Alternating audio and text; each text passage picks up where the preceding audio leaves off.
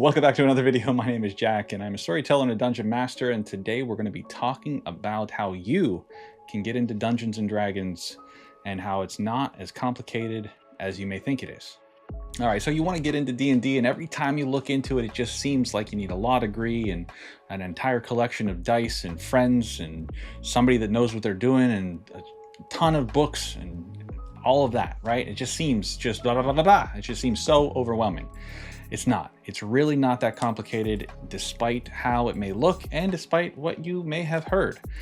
I'm sure by now, if you're into it or if you're even interested remotely, you've probably seen it on some sort of TV show, on some movie, or maybe you've heard about it with your group of friends, whatever it might be, and you think, well, I don't have somebody that's an expert. I don't know that many people. I don't own $7,000 worth of dice, and I don't know anything about fantasy or elves and orcs and goblins. It's fine. It really is fine. I promise.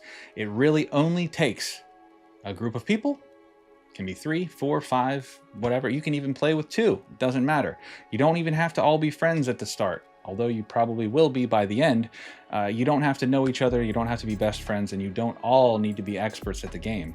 You can go to a local game shop where they run it. You can find people to play. You can even go online and go on forums and find people to play online. The software online is incredible these days. You can literally play entirely virtually and never even have to meet people face to face, although it is a lot of fun in person, and I do recommend that if possible.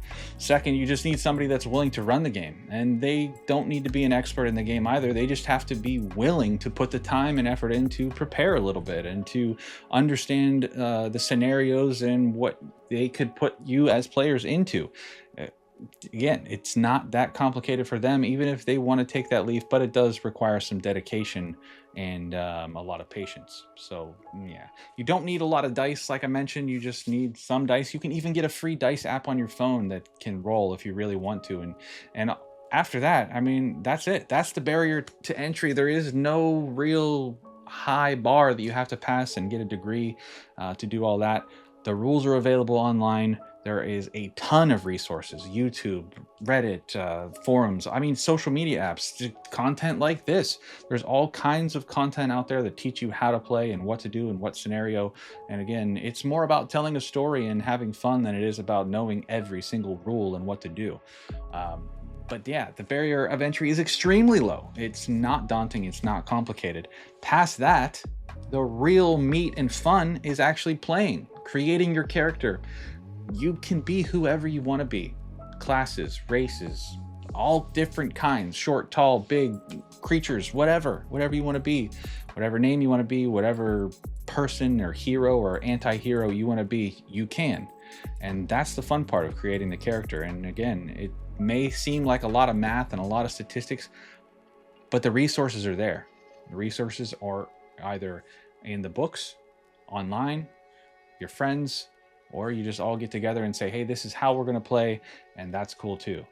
It's really that simple. The biggest mistake that everybody makes is thinking that they need to know everything, that they need to be an expert, and they need to have, 5 to 7 friends that are all super hardcore into it. You can play casually, you can play occasionally, you can just play for fun. It doesn't matter. You can get started any way you like and see where it goes from there. You may end up loving it. It may end up being your new obsession.